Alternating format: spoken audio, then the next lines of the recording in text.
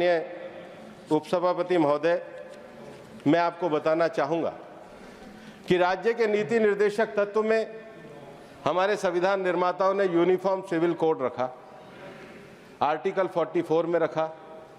Uniform civil code पे सरला मुदगिल का judgement आया, यूनिफॉर्म सिविल कोड में शाहबानो का जजमेंट आया। लेकिन संविधान निर्माताओं के इस डायरेक्शन का विरोध करना और उसको ध्वंस करने का काम ये आपने किया है। हमने उसको आगे बढ़ाकर 3 तलाक जैसे प्रगतिशील कानून लाने का काम किया। अभिराम सिंह जैसे जजमेंट में सुप्रीम कोर्ट ने इस देश के कॉन्स्टिट्यूशन के कल्चरलिज्म को लिया और उसी के साथ सेपरेशन ऑफ जुडिशरी, इसका किस प्रकार से एग्जीक्यूटिव से अलग होना चाहिए, वो नीति निर्देशक सिद्धांत में कहा। इसका मैं एक उदाहरण देना चाहता हूं कि जो संविधान निर्माताओं की इच्छा थी कि जुडिशरी का और एग्जीक्यूटिव का सेपरेशन होना चाहिए। मैं एक जुडिशियल सेपरेशन के ऊपर पढ़ रहा हूं, तो मैं एक बायोडेटा पढ़ना चाहता हूं। किस प्रकार से आपने जुडिशरी को कमिटेड बना के रखा। एक जज हुए सुप्रीम कोर्ट में, जस्टिस बरहुल इस्लाम, उनके बायोडेटा में लिखा है, बरहुल इस्लाम was an Indian politician and judge of Supreme Court of India. He was elected to the Rajya Sabha, the upper house of the Parliament of India, as a member of Indian National Congress in 1972. He resigned from the Rajya Sabha to become a judge in Guwahati High Court, where he eventually retired as Chief Justice. He was later recalled and appointed as the judge of the Supreme Court, where he delivered a judgment absolving the then Chief Minister of Bihar Jagannath Mishra in the Urban Cooperative Bank scandal. उसके बाद फिर उन्होंने पद छोड़ा, फिर आपने उनको चुनाव लड़ाया और फिर राज्यसभा में लेकर के। जब दिल्ली में 1984 का दंगा हुआ, तो 1984 के दंगे में आपको जांच के लिए एक कमीशन की आवश्यकता थी और आपने जांच के लिए जस्टिस रंगनाथ मिश्रा का कमीशन बनाया। कमीशन की रिपोर्ट क्या थी? कमीशन की रिपोर्ट ये थी, justice Mishra found 19 Congress worker guilty but gave the party a clean chit.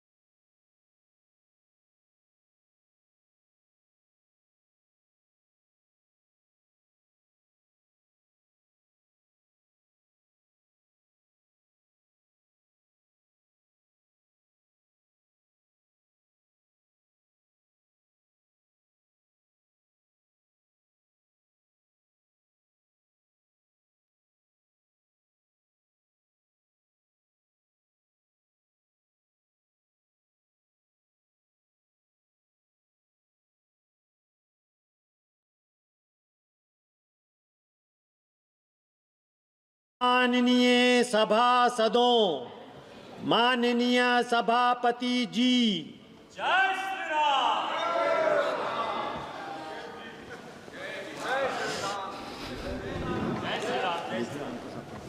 Honorable members, we have been permitted to raise matters under Rule 377 today. May personally hand over approved text of the matter editable immediately. Item number 21, Honorable Finance Minister. Please, Dada, please. Please, Dada, please. Please, Dada, please. No. Please, Dada. Honorable Finance Minister. Please. Please, Dada.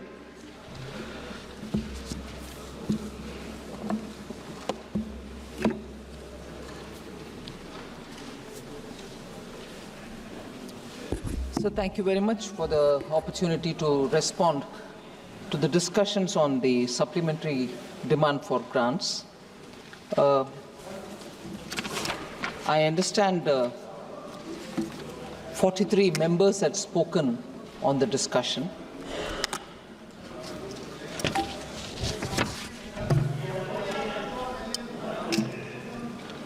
This is the first batch of supplementary, sir.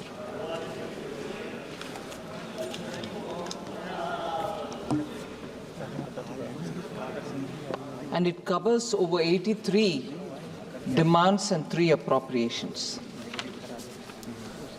The appropriations include those for the President, the Supreme Court of India, and for the Union Public Service Commission.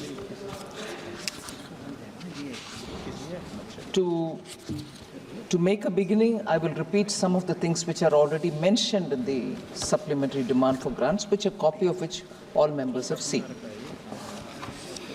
These demands and appropriations, we are seeking the authorization of the Parliament for gross additional expenditure of 87,762.56 crores. The net cash outgo or cash supplementary is about 44,182.87 crores. The technical token supplementaries are also mentioned. Expenditure on capital account is something which I would like to take a minute to say that it is about 19,416.35 crores. The balance of 68.346.21 crore in the supplementary demand for grants is on the revenue account.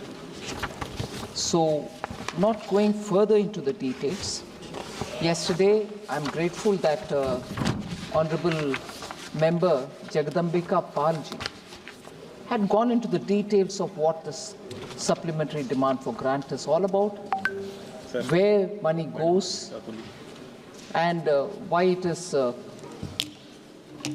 justified that this first supplementary has covered those amounts, and the total is far lesser than what a first supplementary had in the last year.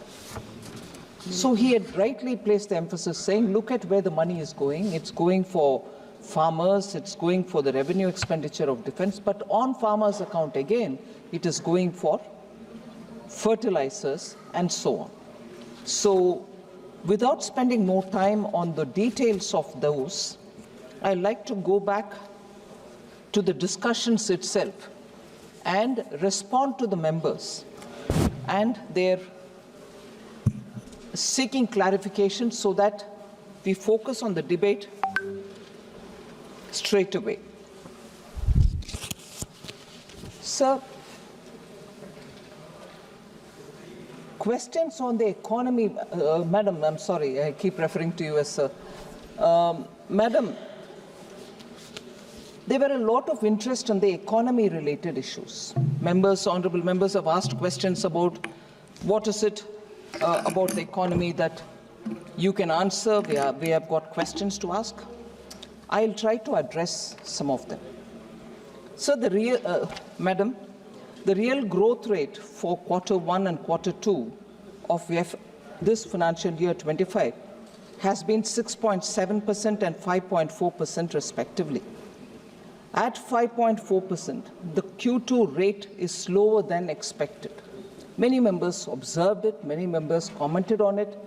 Many members raised a doubt saying, is growth sustainable at all at the number that we projected in the BE?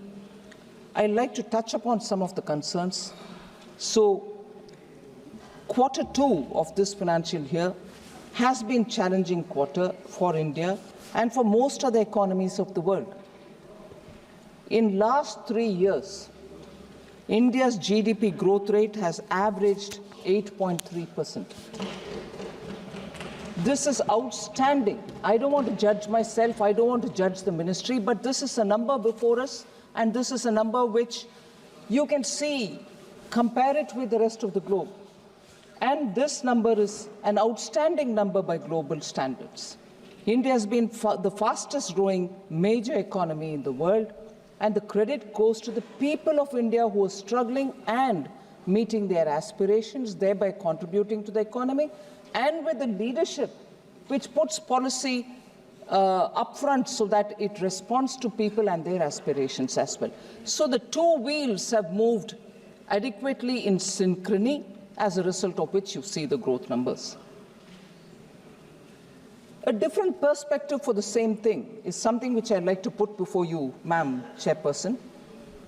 Out of the 12 quarters in the previous 3 years, GDP growth rate was lower than 5.4%. GDP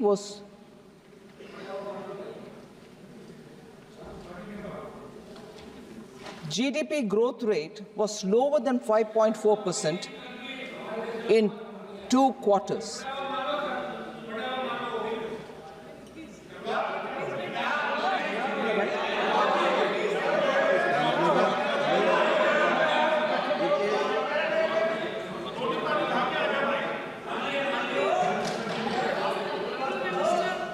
Please.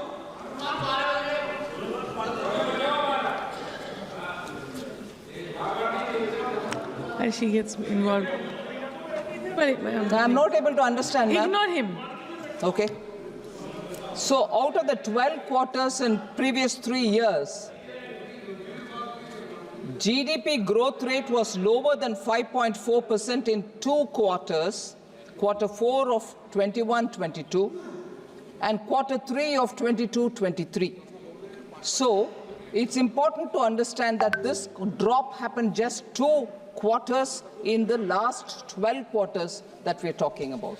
So let us not sort of pick on that one and predict future. This has been a steady growth and a steady sustained growth. So I'd like to place that perspective with the numbers before me.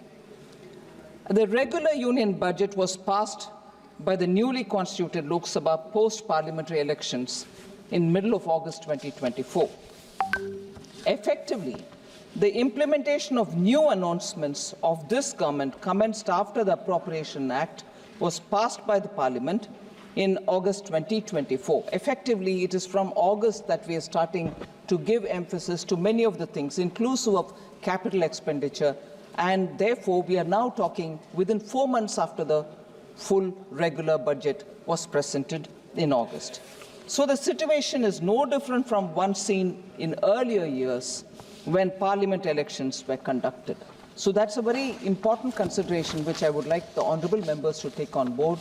When annual Lok Sabha elections happen, those years do have a certain flow of resources, do have a certain ground-related expenditure happening, and when it picks up, the growth rate also picks up. But the blip is got to be understood in the broader context. So differences in alignments of festivities. This is an important consideration because even countries which have annually a Christmas festival mood or any other festival mood, there is a rise and dip in consumption and expenditure. So between September and October this year, particularly for India, in the previous and current year, created a modest downward bias for the Q2 growth, because I think there was 15 days where people do not spend, and which came very close to also the Dashera vacation when people spend, and as a result, that quarter got affected by good spending fortnight and a not so good spending fortnight, both occurring during that quarter itself.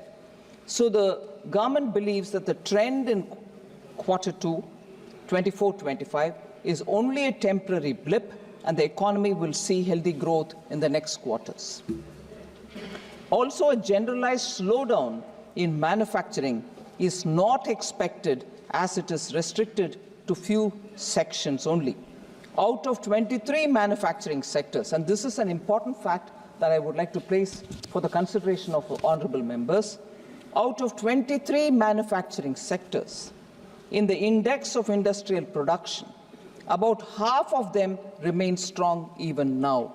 So we need to put this in context.